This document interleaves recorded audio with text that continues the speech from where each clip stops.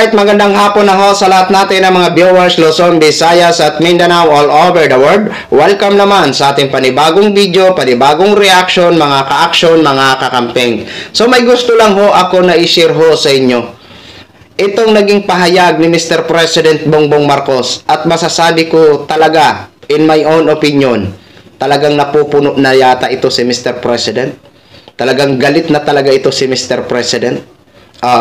Alam naman po natin, talagang grabe na ho ang mga kalamidad na dinaranas ng ating bansang sinilangan, no? O dito ho mga ka-action, no? First time ko po ito kasi napapanood ko ito si Mr. President. Kung magsalita ito is very humble pa rin. Pero dito ho, tila galit na ho talaga at napupuno na talaga. Dahil tila pagbabanta na po ito sa mga di umano'y sangkot sa korupsyon, mga ka-action, mga kakamping. So basahin lang po muna natin itong naging post ng News 5. Ayan. Hahabulin namin kayo. Ito ang pagbanta ni Pres Bongbong Marcos sa mga sangkot sa korupsyon, sa flood control at iba pang infrastructure project ng pamahalaan. Una, mapapanagot ang mga kasama rito sa korupsyon. Pangalawa, mababawi ng gobyerno ang pirang ninakaw nila. At pangatlo, gagawa tayo ng mga reforma para ang ganitong klaseng korupsyon ay di na maulit, saad ni Pangulo sa isang press conference ngayong Huwebes, November 13. So ito po ang isa. Itong basahin natin itong sa loob ng picture. Itong exactly na sinabi ni Mr. President. Itong mga walang hiyang ito na nagnanakaw ng pera ng bayan, tapos na ang maliligaya nyong araw. Ayun.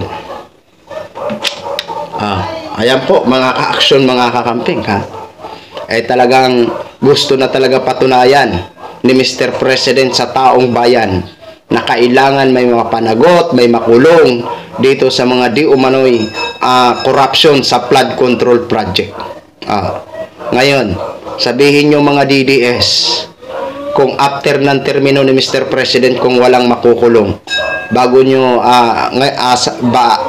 kung halimbawa mga DDS, halimbawa pagkatapos ng termino ni Mr. President Bongbong Marcos at walang makukulong, dyan nyo na sabihin na weak leader ang Pangulo, no? After ng kanyang termino, kapag walang makulong dito sa di umano'y sangkot sa mga korupsyon, dyan nyo na sabihin na weak leader ang Pangulo pagdating sa pananagutan dito sa mga di umano'y sangkot sa korupsyon.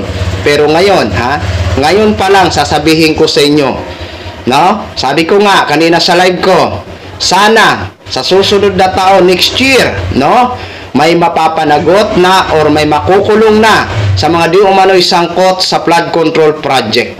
Diba? Dahil si Mr. President Bongbong Marcos mismo nito ang nagbulgar sa publiko. Diba? Maganda na po itong mga ganitong pahayag ni Mr. President. Para sa akin, tila yatang ginagamitan niya na ng kamay na bakal. Diba? Kasi hindi na po ito biro, no? Alam natin na siya ang talagang binabatikos na mga ayaw sa kanya dahil nga daw dito sa mga flood control project na di umano'y kinurap, no, ng mga sangkot. Kaya talagang patunayan talaga ni Mr. President Bongbong Marcos, no?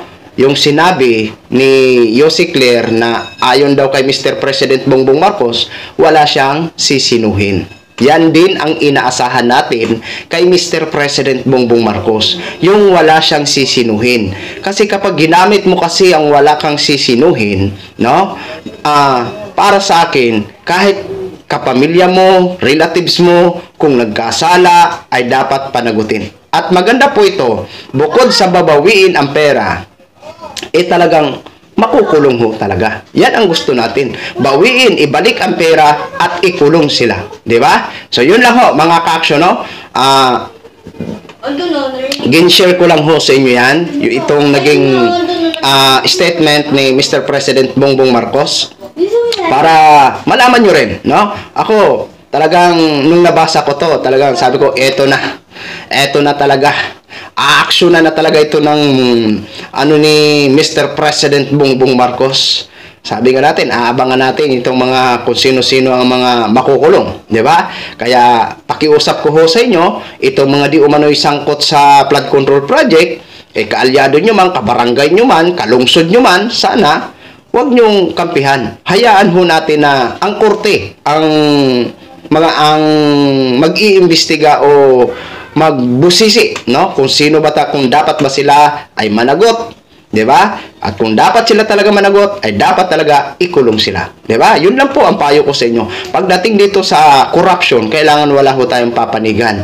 Kahit kaalyado natin, kakilala natin, ka-barangay natin, relatives natin, wala tayong papanigan. Hayaan natin ang korte ang magpasya. So, yun lang ho ang pakiusap ko sa ating mga kababayan. Maraming salamat po sa ating mga viewers, Luzon, Visayas at Mindanao, all over the world. Ako po ang inyong lingkod, si The Action Man.